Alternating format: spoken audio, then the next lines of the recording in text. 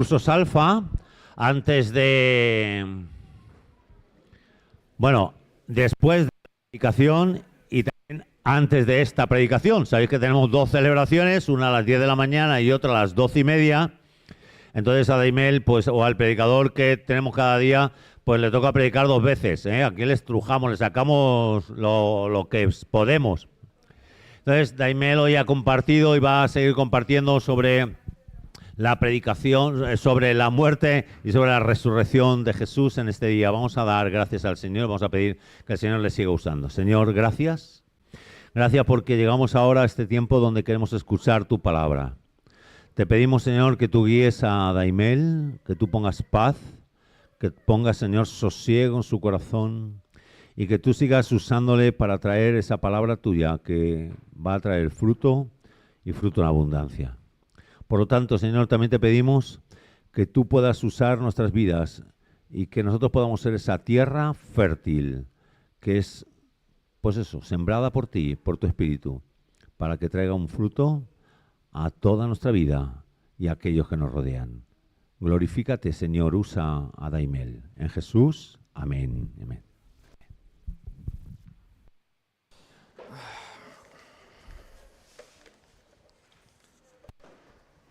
Si dijéramos que la muerte y resurrección de Jesucristo, que es lo que vamos a estar hablando en esta tarde ya, si dijéramos que eso es una paradoja, ¿estaríamos de acuerdo?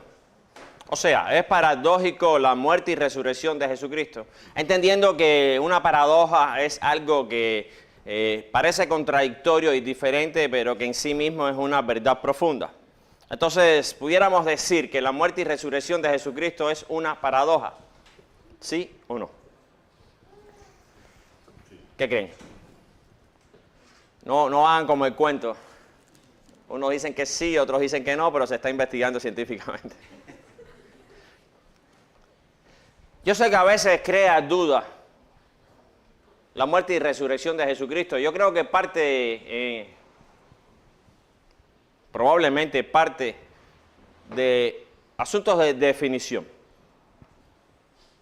¿Qué es la vida y qué es la muerte? Responde esa pregunta. ¿Cómo tú respondes qué es la vida? ¿Y cómo respondes qué es la muerte? ¿Cómo tú defines eso para tú vivir tu vida? Evidentemente nosotros vivimos bajo lo que concebimos, sobre todo en estas dos grandes definiciones, vida y muerte. Porque siempre hemos presentado que el gran problema del hombre, ¿cuál es? La muerte.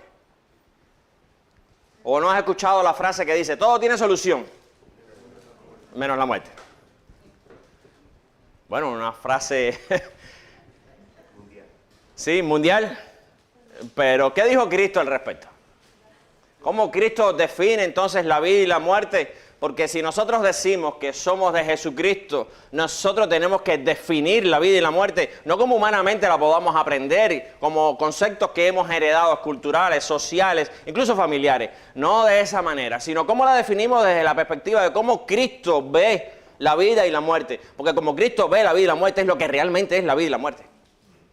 Porque nosotros podemos tener percepciones diferentes, porque venimos de contextos diferentes, culturales, familiares, etc. Y hemos aprendido definiciones que son las que guían nuestra vida. Por ejemplo, muchas veces nosotros vivimos aferrados a lo material y nuestra vida, nuestras decisiones van en base a los resultados materiales antes que otras cosas, porque definimos la vida de una manera y decimos, si la vida es esto, pues entonces yo tengo que vivir para vivir este pedazo de vida. Pero si nosotros tenemos una concepción diferente y llegamos a definiciones diferentes bajo lo que Cristo ve y define sobre lo que es la vida y la muerte, entonces nosotros podemos vivir diferente. Y tomar decisiones no basadas en lo que nos han enseñado, en lo que hemos heredado, sino en lo que realmente Cristo ve desde una perspectiva diferente, paradójica, sobre lo que es la vida y la muerte. Y ahí podemos tomar decisiones diferentes. Por eso el tema de la muerte y resurrección de Jesucristo es paradójico. Porque la muerte y resurrección de Jesucristo es un complemento, es una unidad. Si tú aprendes solamente sobre la muerte de Jesucristo y no sobre la resurrección, te vas a quedar con la mitad del Evangelio. Y hay una gran parte del Evangelio que vamos a ver hoy, según 1 Corintios capítulo 15, versículos del 12 al 22, vamos a estar estudiando ahí.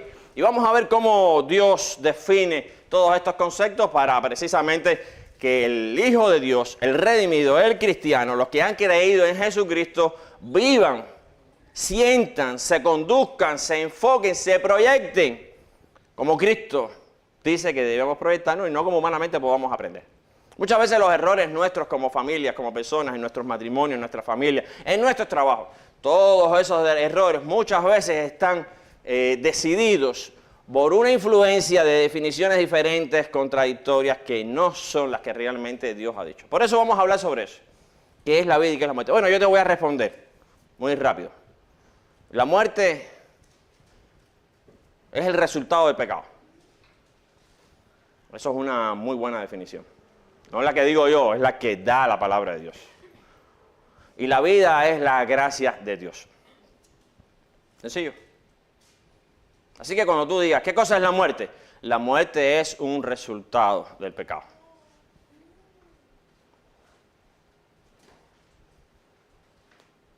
Por eso los cristianos mueren.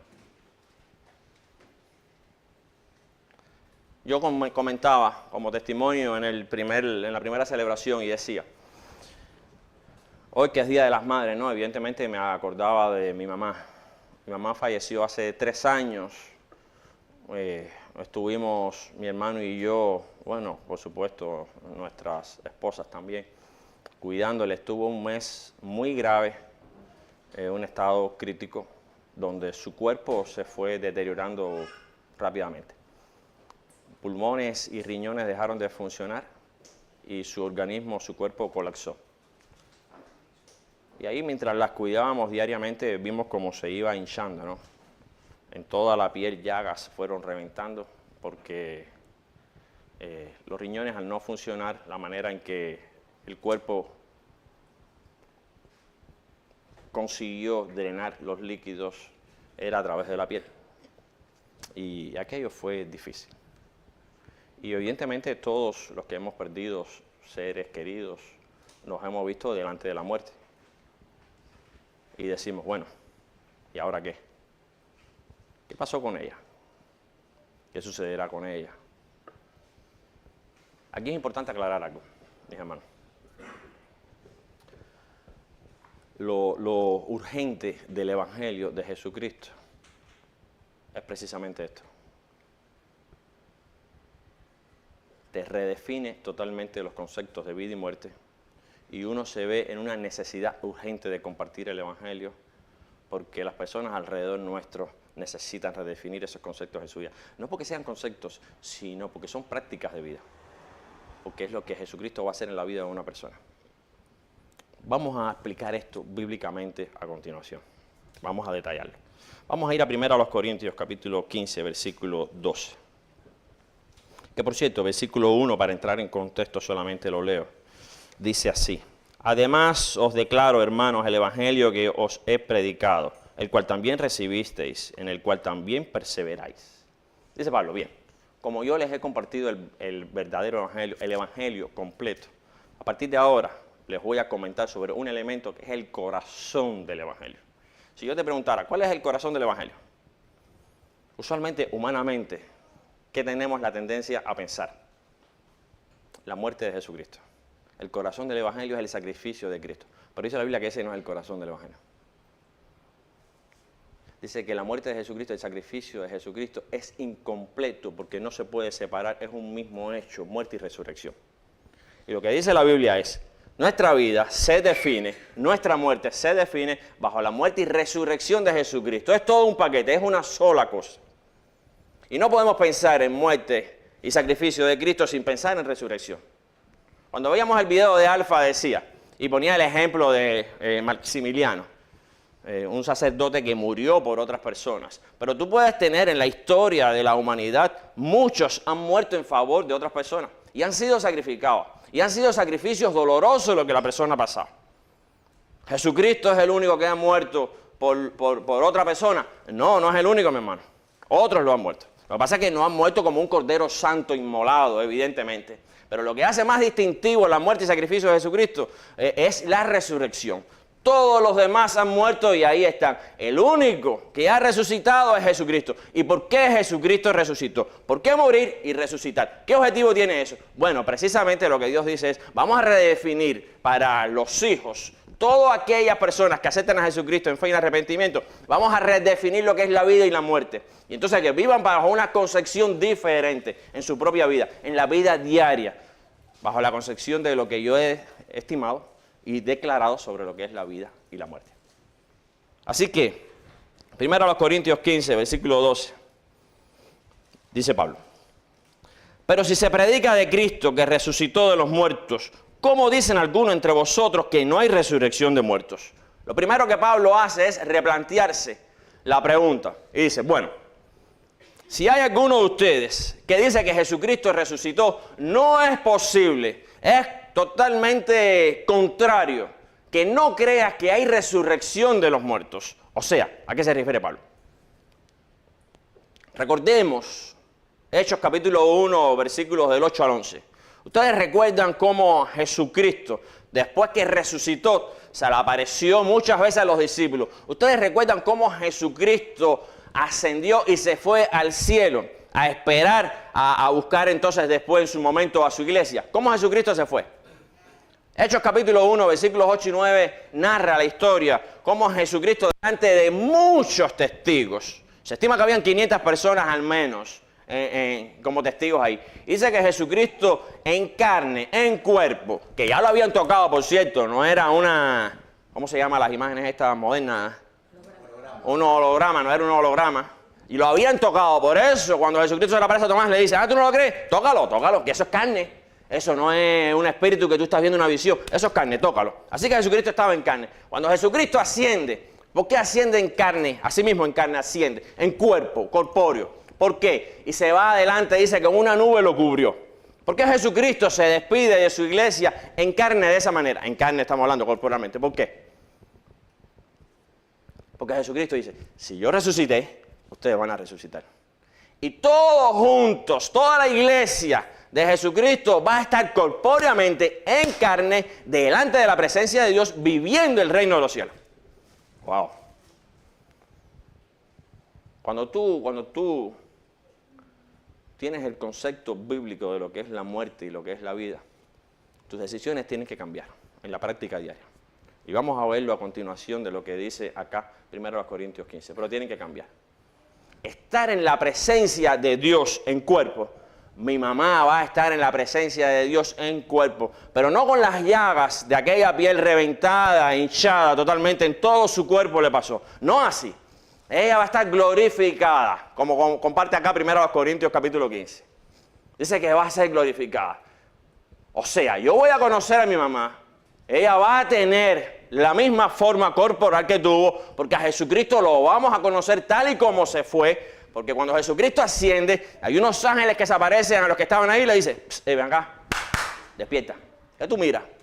No, estamos mirando que el Señor se acaba de ir. No mires más para arriba, porque así mismo como se fue, así mismo va a bajar en carne, a buscar a su iglesia. ¿Y a buscar a qué iglesia? A las almas y espíritus. No es a las almas y al espíritu. Viene a buscar a toda su iglesia que va a resucitar de los muertos. Y ahora es cuando tú dices, bueno, espérate, que ya esto está en película de ciencia ficción. Ya esto está para hacer una serie de... Bueno, mis hermanos, ¿cómo Dios creó al hombre? Si tú omites la resurrección de los muertos, que es lo que dice Pablo, si tú crees que Jesucristo resucitó, tú no puedes omitir la resurrección de los muertos. Porque tendrías que omitir la creación también. Porque ¿cómo Dios creó al hombre? Del polvo lo creó. No había nada para hacer al hombre, pero Dios hizo al hombre del polvo. Y le dio forma. ¿Cómo la resurrección de los muertos no va a ser del mismo polvo que tus huesos se van a desintegrar? Dios no tiene problema con hacerte nuevamente corpóreamente y decir, ahora ven a disfrutar de mi reino. Vamos como iglesia en unidad, en amor. Vamos a disfrutarnos ahora en el reino de los cielos, en la resurrección de los muertos. Por eso la necesidad urgente de que nosotros compartamos el evangelio con nuestra familia, con nuestros amigos. ¿Por qué? Porque se lo pierde, mi hermano. Se lo va a perder. Y probablemente se lo va a perder y cuando tú llegas al reino de los cielos, corpóreamente, si hubiera estado aquí fulano. Y Dios te va a decir, pero ¿por qué tú no le dijiste nada? Si tú eres el que estaba más cerca de esa persona, tú no le hablaste de la resurrección de los muertos. Tú solamente le hablaste de la muerte y del sacrificio. Ay, Cristo te ama, murió y sacrificó por ti. Sí, pero no termina ahí la historia. Es una historia incompleta, es un evangelio incompleto. El evangelio completo, el corazón del evangelio es muerte y resurrección de Jesucristo. Ese es el corazón del evangelio. Tú estás picando el corazón a la mitad y brindándole la mitad de la información a la persona. Lo que pasa es que tenemos miedo a esta verdad. ¿Saben por qué tenemos miedo a compartir el evangelio con la resurrección de los muertos? ¿Saben por qué? Porque nosotros mismos no lo creemos. Nos cuesta trabajo creer eso, porque nuestra humanidad nos pesa.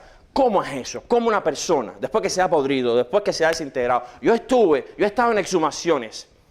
Yo he estado en exhumaciones en el cementerio. Y yo he visto cómo sacan cadáveres de 20 años, que es polvo. No hay madera, no hay nada, todo se desintegró. Lo único que queda, y yo he dicho, Señor, ¿qué milagro más grande tú vas a hacer? Si esa persona es cristiana, ¿qué milagro más grande? Que tú de ahí lo vas a volver a hacer y formar. Para que viva eternamente y que nosotros como iglesia estemos juntos amándonos. Ahora, la resurrección. Estamos hablando acá. Estamos hablando de un evento que va a pasar cuando Jesucristo venga. Estamos hablando de eso. Porque muchas veces no lo tenemos en cuenta porque este es el problema. El gran problema con la resurrección de los muertos es esa. Es que la iglesia ve la resurrección de los muertos como un evento que va a pasar. Y como nosotros vivimos el ahora, no estamos acostumbrados a vivir el mañana, decimos, bueno, cuando eso pase ya veré qué pasa. Por ahora vamos a enfocarnos en el día a día. Y Jesucristo dice, no, lo que dice Pablo acá es, no, la resurrección de los muertos no se vive allá, se comienza a vivir aquí. ¿Cuál es el propósito de la muerte y resurrección de Cristo? Defínemelo en 2 palabras. 2 palabras. Si tú lo fueras a definir, ¿qué cosa es la muerte y resurrección de Cristo? 2 palabras, defínelo. Te lo digo. Vida nueva. Se acabó. Vida nueva. El evangelio son las buenas nuevas. ¿Qué cosa es las buenas nuevas? La vida nueva. Eso es el evangelio. La muerte y resurrección de Jesucristo es vida nueva. Por eso tiene que haber resurrección, porque si no hay resurrección no hay vida nueva, no hay vida nueva. Tú mueres, tu cuerpo se acabó y se acabó la vida. Ah, sí, poéticamente es muy lindo, mi hermano. Es muy poético, muy lindo, es muy... El alma se va con el... Eso es verdad, somos espíritus, somos almas. Por eso Dios dijo, amarás al Señor tu Dios con todo tu cuerpo, con todo tu espíritu, con toda tu alma, con toda tu mente, con todo, pero con tu cuerpo también dijo. Porque somos almas. O aquel soplo en la creación que es distintivo, que no se hace en ningún otro ser vivo de la creación. Aquel soplo de aliento de Dios, ¿qué cosa es? Después que Dios sopla el aliento de vida, el hombre es imagen y semejanza mía. Porque estaba diciendo, ese soplo le da una distinción espiritual al hombre que lo hace imagen y semejanza mía. Pero no es espíritu, es carne también. Y todavía hay algunos que dicen, bueno, la carne va a resucitar si la carne es mala. Si el cuerpo es pecado, la carne es lo que produce el pecado. Sí, mi hermano. Entonces, tendrías que explicarme, si la carne es mala, si el cuerpo es malo, ¿por qué el verbo se hizo carne y habitó entre nosotros? Si es malo el cuerpo. Jesucristo se hizo carne y habitó entre nosotros. No solamente se hizo carne, sino que se fue al reino de los cielos hecho carne. Y está esperando por nosotros en el reino de los cielos hecho carne. Entonces, ¿cómo la carne vas a decir que es mala, mi hermano? Sin pecado. No puedes llamar a lo que Dios ha hecho santo inmundo. Que en la carne hay pecado. Muy bien. Sí, en la carne hay pecado. Sí. ¿Pero qué sucede con ese pecado? Vamos a ver. A la luz de lo que Dios define como vida y muerte. Muerte y resurrección. La resurrección es la vida y la muerte. ¿Cristo murió? Sí, pero no quedó muerto. Nosotros no seguimos una idea muerta, nosotros seguimos una persona viva. Él resucitó para precisamente decir, mi gracia, la gracia de la vida le va a ser dada a ustedes. No porque ustedes se la merezcan, no porque ustedes sean buenos, sino porque es un regalo que yo pago con sangre y resurrección para que ustedes puedan recibir esa gracia. La gracia de una nueva vida. ¿Cuándo empieza la gracia de una nueva vida? ¿Cuándo empieza? ¿Cuándo empezó? Si tú has recibido a Jesucristo como Señor y Salvador de tu vida, en fe y en arrepentimiento, ¿cuándo empezó esa gracia en tu vida? ¿Cuando venga la resurrección de los muertos? No. Jesucristo dijo, el reino de los cielos se ha acercado. Aquí está. Vamos a empezar a vivirlo ahora. Por eso nos reunimos como iglesia aquí. Para vivir desde ahora lo que va a suceder en excelencia, en plenitud, en glorificación, allá. Pero ya lo estamos viviendo. Ya esa gracia la estamos viviendo aquí. Continúa diciendo. Porque si no hay resurrección de muertos, tampoco Cristo resucitó. Y si Cristo no resucitó, vana es entonces nuestra predicación, vana es también vuestra fe. Dice Pablo, mi fe no es vana. Dice, si tú crees que Jesucristo resucitó, tienes un ok. Muy bien. ¿No? Tienes eso. Si tú crees que no hay resurrección de muertos, entonces esto se convierte en esto. Es vano. No es suficiente, dice Pablo, creer que Jesucristo resucitó. Porque si tú no crees que hay resurrección de los muertos, entonces ¿para qué resucitó Cristo? ¿Para qué? ¿Qué sentido tiene la resurrección de Cristo?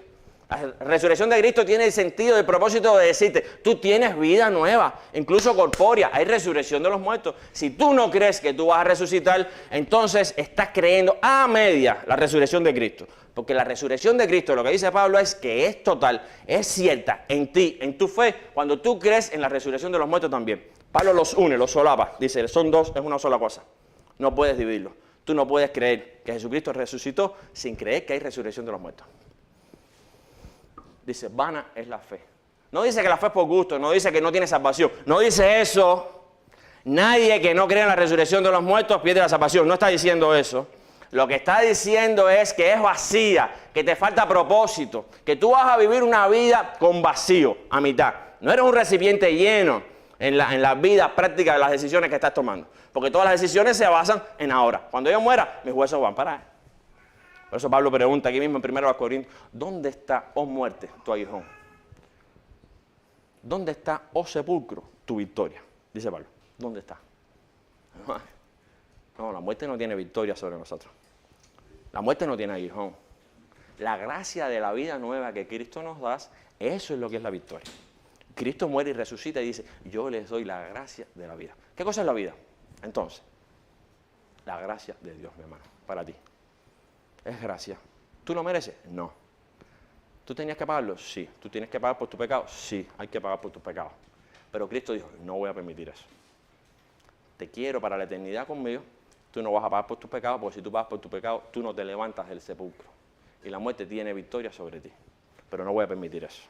Yo resucito, junto conmigo, tú vas a resucitar. En su momento. Wow.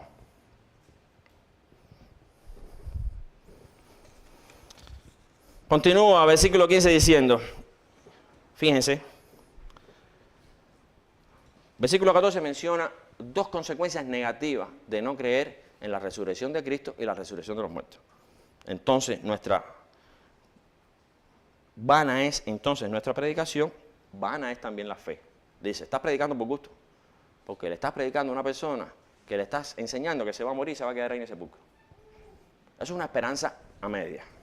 El alma se va con el Señor, es una esperanza a media.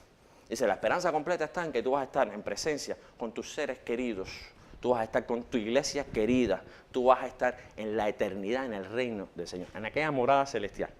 Es arriba, es abajo, no sé dónde, caballero, no me pregunten dónde, pero es.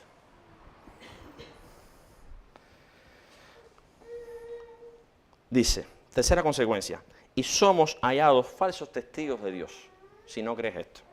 Porque hemos testificado de Dios que Él resucitó a Cristo, al cual no resucitó, si en verdad los muertos no resucitan. Dice Pablo, no es posible. Nosotros somos falsos testigos. La predicación que estamos haciendo, dice Pablo, es falsa. Si no entendemos la verdad de que si Cristo resucitó, nosotros resucitaremos nuevamente con Él y estaremos nuevamente con Él, dice Pablo. Porque si los muertos no resucitan, tampoco Cristo resucitó. Y si Cristo no resucitó, vuestra fe es vana, aún estáis en vuestros pecados. ¿Saben lo que significa? Dice Pablo, si tú crees solamente en la muerte y no crees en la resurrección de Cristo, o no lo tienes en cuenta como parte del corazón del Evangelio, te falta una parte. Pero no solamente eso, si tú crees en la resurrección de Cristo, tienes que creer en la resurrección de los muertos, porque es una misma cosa. Ahora, si tú no crees eso, dice, aún ustedes están en vuestros pecados. O sea, que si yo creo que Jesucristo resucitó y que yo voy a ver a mi mamá, que aceptó a Jesucristo y que tenía una profunda relación íntima con Jesucristo, ejemplo y testimonio me dio sobre eso, y que yo voy a ver a mi mamá glorificada, sin aquellas llagas, sin aquella hinchazón, yo la voy a ver corpóreamente y voy a poderla disfrutar a mi mamá en el reino de Dios, adorando al Señor. Si yo no creo eso, entonces estoy en mi pecado nuevamente. ¿Qué quiere decir eso? ¿Qué quiere decir? Estáis entonces en vuestros pecados nuevamente. Como diciendo, hay un retroceso. Aquí viene entonces el punto de la salvación. ¿Tú sabes lo que es la salvación? ¿Sabes lo que repercute y las implicaciones que tiene la salvación en tu vida? Primero a los Corintios, capítulo 1, versículo 30, dice que Dios nos ha dado a través de Jesucristo, en su sabiduría, en la sabiduría de Dios, tres cosas: justificación, redención y santificación. Dice, estas tres cosas Dios te las ha dado a través de Jesucristo. ¿A través de qué? Está hablando Pablo. De la muerte y resurrección de Jesucristo. Dice, tú tienes tres cosas. Justificación. ¿Qué cosa es la justificación? La justificación es el evento, no es el proceso, mi hermano, es un evento en que Dios te hace justo. Tú eras injusto y Dios te cambia la posición, te cambia el estatus y te dice, ya tú no eres injusto, ahora eres justo. ¿Por qué eres justo? Porque Jesucristo cargó todos tus pecados, todas las transgresiones que tú podías cometer, que cometiste en el pasado, que cometiste en el presente y que vas a cometer en el futuro, Jesucristo las cargó en dolor y en sangre. Eso es lo que acabamos de celebrar cuando comemos el pan y el vino. Jesucristo las cargó. ¿Por qué Jesucristo las cargó? Porque nadie puede llegar a la resurrección de los muertos siendo injusto. Nadie. Por eso va a ser la glorificación. Pero Dios dice, es que eso no es un evento que vas a vivir en el mañana. Es un evento que ya estás viviendo. Y nadie puede vivir eso si ahora mismo no eres justo. Por eso yo te veo como justo, te trato como justo, porque todo tu pecado, toda tu injusticia es cargada en la vida, en la muerte y crucifixión de Jesucristo, pero te lo revierto en la resurrección. Te hago justo y ya no eres injusto para mí, tú eres justo. Por eso te quita la culpa. Inocente, ¿no? Soy inocente.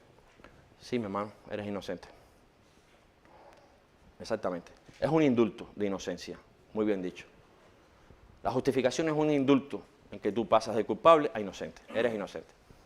Por eso, tú eres culpable de tu pecado. Tú tienes que cargar con la culpa de tu pecado. Es la pregunta. La primera, olvídenla, está mal formulada para lo que quiero llegar. La segunda pregunta. Tú tienes que cargar con la culpa de tu pecado.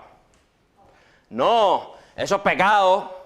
Cargar con la culpa de tu propio pecado es pecado en sí mismo, porque Dios, Jesucristo, ha dicho, no, yo te eximo de esa culpa. Ya tú no eres culpable, para mí tú eres inocente, porque tú tienes que empezar a vivir la resurrección de los muertos desde ahora. Y te tengo que ver desde ahora. Tú no cargas con la culpa, Cristo la cargó. Ese sentimiento de culpa que tú tienes muchas veces por tu propio pecado, por los daños que hiciste, eso es pecado en sí. ¿Quiere decir que la culpa es mala? No quiere decir que la culpa es mala. La culpa no es ni mala ni buena, es como el miedo. ¿El miedo es bueno o malo? No es muy, no es ni bueno ni malo, sencillamente existe. La culpa existe porque existe el pecado.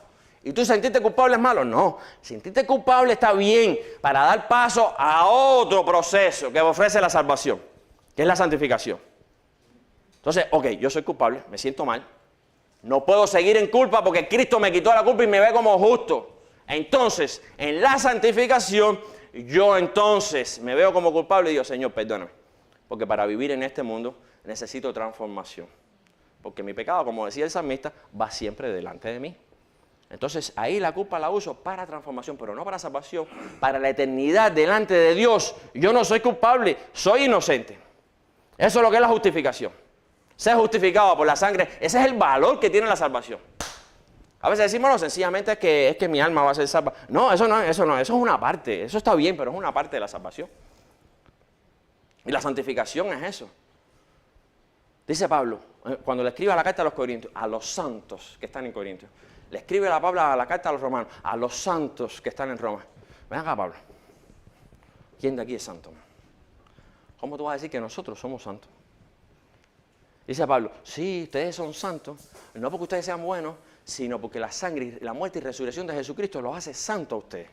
Y entonces ustedes son santos delante de Dios. Ustedes son santos delante de Dios. Ustedes no son ya pecadores. Ustedes son santos delante de Dios. ¿Por qué eres santo? Ah, porque te hace libre de tu pecado. Y ahí viene la redención. ¿Qué cosa es la redención? Precisamente pasar de un estado de esclavitud a libertad. Dice 1 Corintios 1:30, dice, ustedes han recibido a través de Jesucristo, a través en la sabiduría de Dios, justificación, santificación y redención. Eras esclavo, ahora eres libre. ¿Qué significa eso? Tú antes no sabías qué es bueno y qué es malo. Por eso eras esclavo. Tú no podías dejar de hacer lo malo porque tú decías, no, si eso está bien. No. Ah, me gritó. Yo le grito. No, déjame yo gritar. Yo no me dejo gritar por nadie. A mí me enseñaron que no me dejo gritar por nadie. Y me gritó, yo le grito. Y dice Jesucristo, no pagues más por mal. Te gritó, ora por él. Bendícele. Sírvele. ¿Es contradictorio? Sí. ¿Va contracorriente? Sí, va contracorriente. ¿Es paradójico? Sí. Bueno, paradójico es la muerte y resurrección de Jesucristo. Así que Jesucristo muere para darte vida nueva. Ven acá. Eso es paradójico, claro. Va totalmente contracorriente. Pero eso es lo que es el Evangelio. Muerte y resurrección de Cristo nos ponen en esa posición.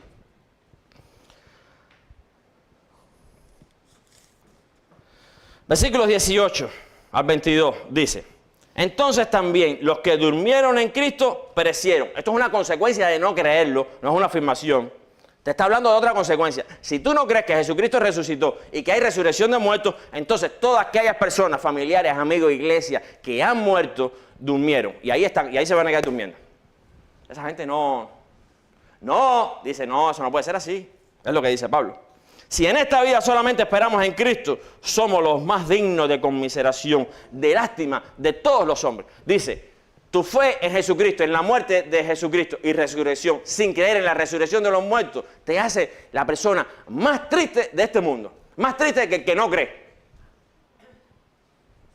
Pablo, como que más triste que el que no cree. Por lo menos mi alma yo creo que va con el Señor. Dice Pablo, sí, pero es que eso no es completo. Eso es insuficiente, eso no es el plan de Dios, eso no es lo que Dios va a hacer en tu vida. Entonces una persona que no cree en la resurrección de los muertos, dice Pablo que es una persona digna de lástima. Por eso las decisiones que tú tomas diariamente, todo, con la familia, con todo, repercute desde ahora, porque la resurrección no la vamos a vivir allá, la estamos viviendo ya desde ahora. Es un hecho que ya estamos viviendo.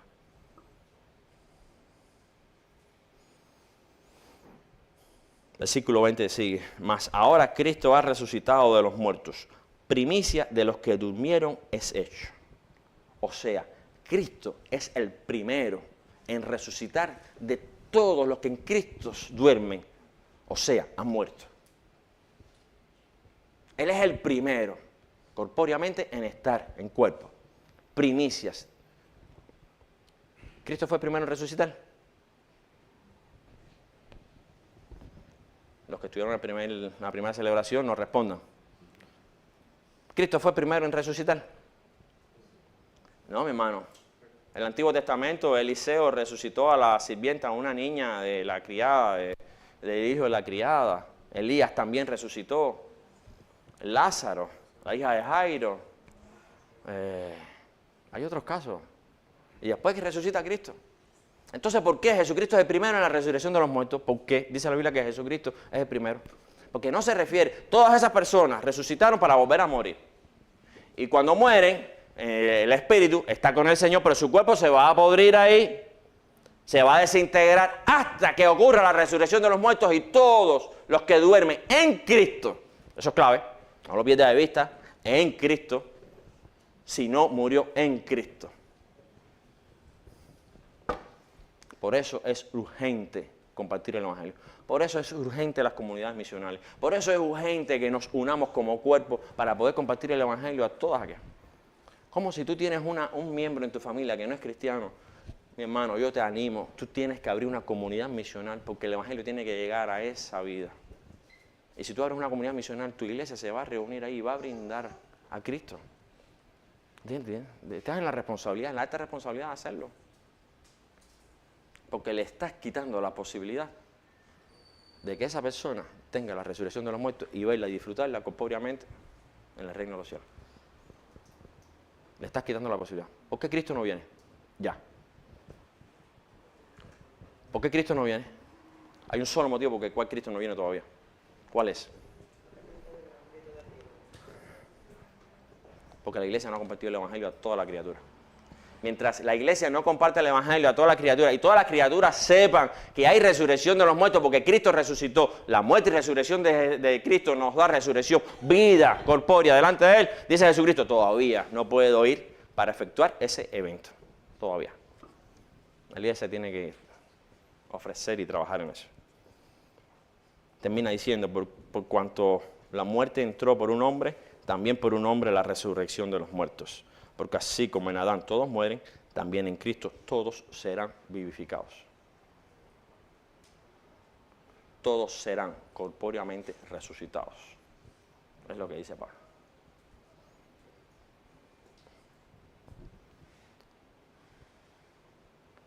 La muerte, entonces, para terminar y concluir.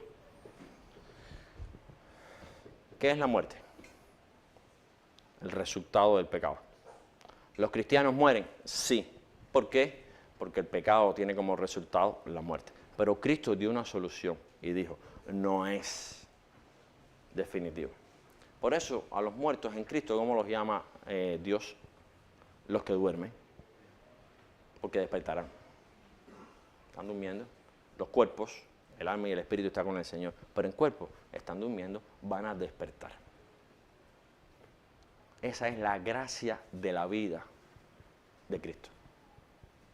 La muerte y resurrección de Jesucristo produce en nosotros una nueva vida que empezamos a vivir en cuanto aceptamos a Jesucristo como Señor y Salvador, y va a terminar, no va a terminar, va a ser completa, es la forma clara de decirlo, va a ser completa en la resurrección de los muertos.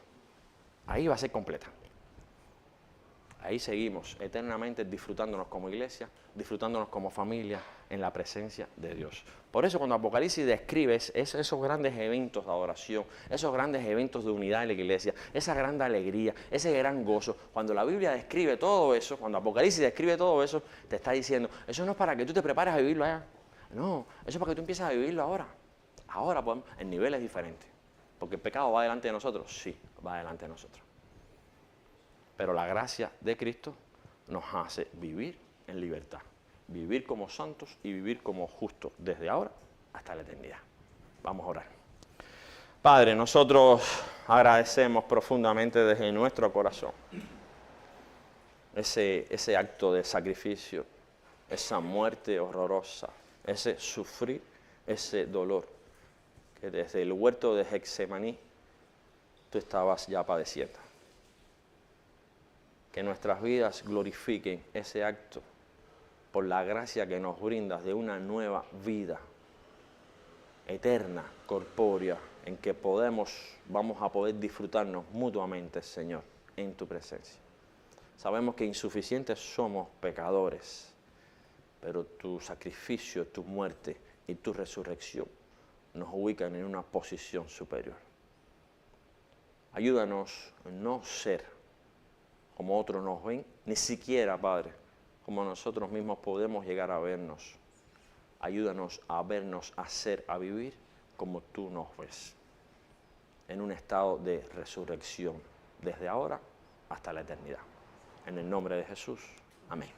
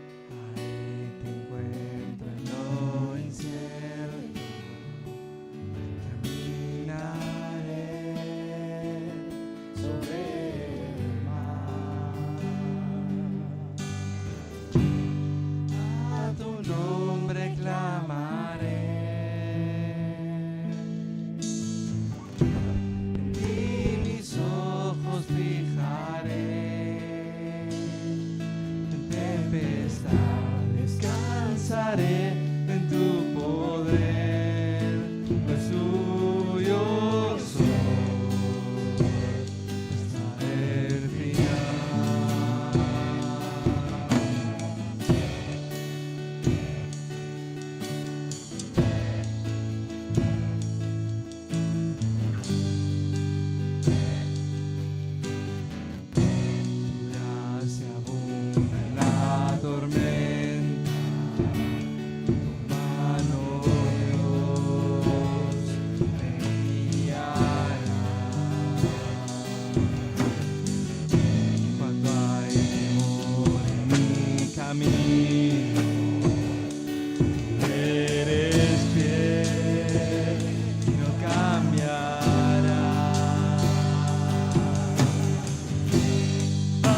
tu nombre clamaré. Y mis ojos fijaré. En tempestad descansaré en tu poder, pues tuyo soy hasta el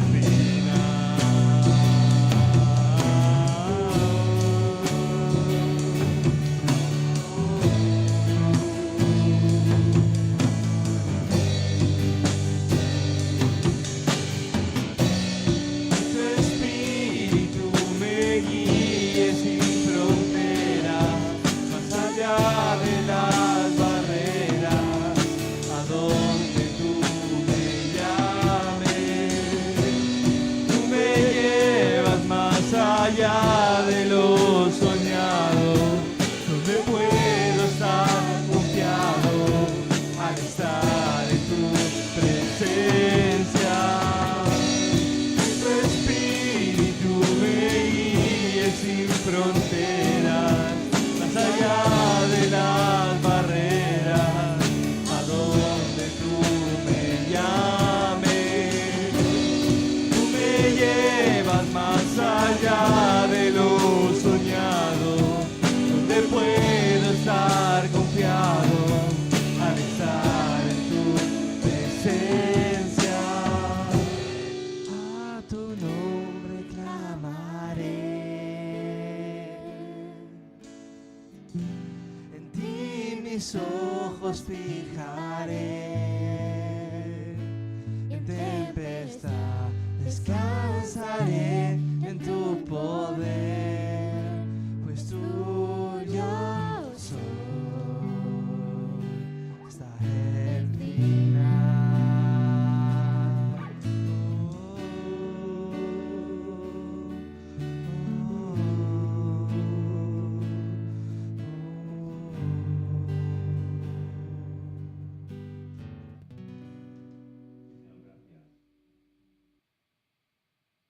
Nosotros creemos, nosotros somos capaces ni siquiera de imaginar. Pero gracias, Señor, porque tú nos ayudas a salir de nuestros barcos, a veces que nos aíslan, que nos limitan para andar por el mar. Señor, ahora queremos pedirte que en ese poder de la resurrección de Cristo Jesús, ese poder que le levantó de los muertos y que se hace real en nuestras vidas, nosotros podamos salir a este mundo y demostrar tu amor a todas aquellas personas que nos rodean y con las cuales nos encontramos. Es gracias a ese poder de la resurrección de Cristo Jesús que nosotros salimos de este lugar para ser de bendición y para ser herramientas tuyas para la transformación de tantas y tantas personas que te necesitan y que te buscan. Señor, gracias por tu iglesia. Gracias por poder estar juntos, pero gracias porque tú ahora nos envías a ser luz y sal en mitad de la tierra. Señor, nos ponemos en tus manos. Te pedimos que tú nos uses, que tú te glorifiques, que tú nos glorifiques, demostrando, Señor, tu presencia en nuestras vidas. Gracias. En Cristo Jesús oramos. Amén.